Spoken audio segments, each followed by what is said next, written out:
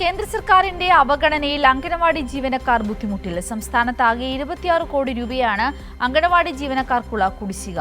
ഏറ്റവും കൂടുതൽ കുടിശ്ശിക ലഭിക്കുവാനുള്ളത് കാസർഗോഡ് ജില്ലയിലാണ്. സിജു കണ്ണൻ തുടരുന്നുണ്ട് നമ്മളോടൊപ്പം ഈ വാർത്തയുടെ വിശദാംശങ്ങളുമായി. സിജു, നോക്കൂ, എല്ലായിടത്തും ഈ പറഞ്ഞ പോലെ തന്നെ കൃത്യമായ തരത്തിൽ അംഗൻവാടി ജീവനക്കാരെ അവരെ ആവശ്യമില്ലാത്ത രീതിയിൽ ഒരു അവഗണന അവരോട് തുടരുന്ന നിലപാടാണ് കേന്ദ്രം സ്വീകരിക്കുന്നത്.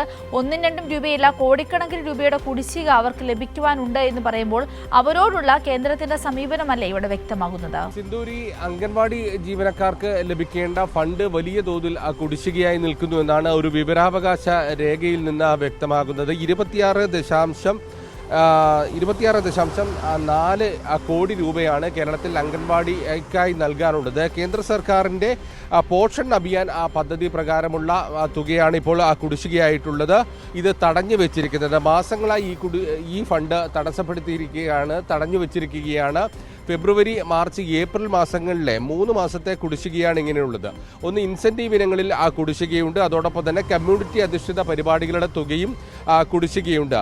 ഇൻസെൻറ്റീവ് ഇനത്തിൽ 22.75 കോടി രൂപയാണ് കേന്ദ്രത്തിൽ നിന്ന് ലഭിക്കേണ്ടത്. അതോടൊപ്പം തന്നെ കമ്മ്യൂണിറ്റി അധിഷ്ഠിത പരിപാടിയുമായി ബന്ധപ്പെട്ട് 3.63 കോടി രൂപയാണ് ലഭിക്കേണ്ടത്.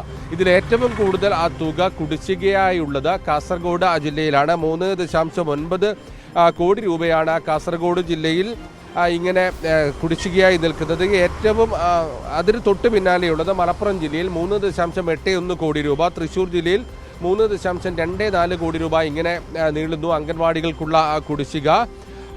ഏറ്റവും കുറവ് ലഭിക്കാനുള്ളത് കണ്ണൂർ ജില്ലയ്ക്കാണ്. 29.35 ലക്ഷം രൂപയാണ് കണ്ണൂർ ജില്ലയ്ക്ക് ലഭിക്കാനുള്ളത്. സംസ്ഥാനത്താകെ 33,120 അംഗൻവാടികളാണുള്ളത്. ഇവിടെയുള്ള ടീച്ചർമാർ, ആയമാർ എന്നിവർ ഉൾപ്പെടെയുള്ള ആളുകളാണ് ഇങ്ങനെ വലിയ രീതിയിൽ ബുദ്ധിമുട്ടുന്നത്. മാസത്തിൽ 21 ദിവസമെങ്കിലുമുള്ള പ്രവർത്തനം, 60% ഭവന സന്ദർശനം, 80% വളർച്ചാ നിരീക്ഷണവും പൂർത്തിയാക്കിയുള്ള പോഷൻ ട്രാക്കർ ആപ്പിലെ അപ്ഡേഷൻ പരിഗണിച്ചാണ് ഇങ്ങനെ ഈ കേന്ദ്രം ഫണ്ട് നൽകുന്നത്. എന്നാൽ പലവിധ സാങ്കേതിക കാരണങ്ങൾ പറഞ്ഞ് ഈ ഫണ്ട് ഇപ്പോൾ പൂർണ്ണമായും തടഞ്ഞു വെച്ചിരിക്കുകയാണ്. എന്നാൽ ഇതുമായി ബന്ധപ്പെട്ട് ഈ അംഗൻവാടി ജീവനക്കാരും ടീച്ചർമാരും പറയുന്നത് സാധാരണ നിലയിൽ ഇത്തരത്തിൽ ഫണ്ട് തടഞ്ഞു വെക്കുന്ന സാഹചര്യത്തിൽ സംസ്ഥാന സർക്കാർ ഒരു ഇടപെടൽ നടത്താറുണ്ട്.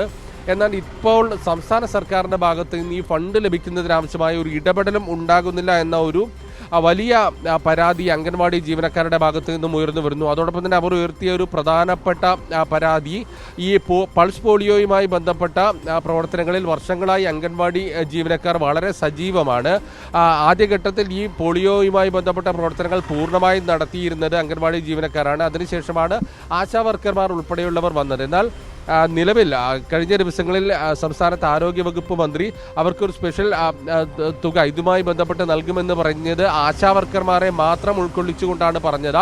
അംഗൻവാടി ജീവനക്കാരെ പൂർണ്ണമായും അവഗണിക്കുന്ന സാഹചര്യമുണ്ടായി എന്നുൾപ്പെടെയുള്ള കാര്യങ്ങൾ അംഗൻവാടി ടീച്ചർമാരും ആയമാരും വലിയ പരാതിയായി പറയുന്നു. ഏതായാലും ഈ സംയോജിത ശിശുവികസന പദ്ധതി പ്രകാരം അംഗൻവാടികളുടെ പ്രവർത്തനത്തിൽ 60% ചെലവിൻ്റെ തുക കേന്ദ്ര സർക്കാരാണ് നൽകേണ്ടത്, 40% സംസ്ഥാനം വഹിക്കേണ്ടത്. എന്നാൽ ഇതനുസരിച്ചുള്ള തുക കൃത്യമായി ലഭിക്കുന്നില്ല എന്നത് വലിയ പ്രശ്നമാണ്. അംഗൻവാടി ജീവനക്കാരെയും അവർക്കൊപ്പമുള്ള ആയമാരെയും മാത്രമല്ല ഈ പ്രശ്നം ബാധിക്കുന്നത്. മുലയൂട്ടുന്ന അമ്മമാർ, അതോടൊപ്പം തന്നെ ഗർഭിണികൾ, കുട്ടികൾ ഉൾപ്പെടെയുള്ള ആളുകൾക്കുള്ള പോഷകാഹാര വിതരണത്തിലും ഇതുമായി ബന്ധപ്പെട്ട് വലിയ കുറവുണ്ടാകുമെന്നാണ് മനസ്സിലാക്കുന്നത്.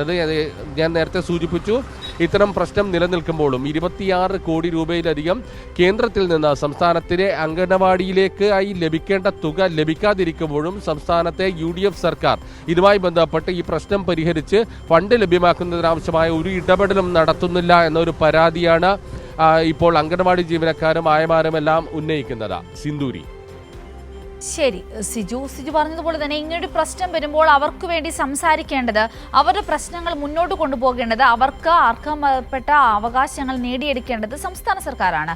അതിൻ്റെ ശ്രമങ്ങൾ കൃത്യമായി കഴിഞ്ഞ 10 വർഷക്കാലവും നടന്നിരുന്നു. എന്നാൽ ഇപ്പോഴുള്ള സർക്കാർ ഒരു കാര്യത്തിലും കേന്ദ്ര ഗവൺമെന്റിനോട് ഞങ്ങളൊരു വഴക്കിനില്ല എന്ന് പറഞ്ഞ് നല്ല കുട്ടിയാവാൻ ശ്രമിക്കുമ്പോൾ അവിടെ കണ്ണീരിലാകുന്നത്, ദുരിതത്തിലാകുന്നത് ഈ അംഗനവാടി ജീവനക്കാരെ പോലുള്ള തീർത്തും സാധാരണക്കാരായ ആളുകളാണ് എന്ന കാര്യത്തിൽ സംശയമില്ല. സിജു കണ്ണനാണ് വിവരങ്ങൾ പങ്കുവച്ചത്.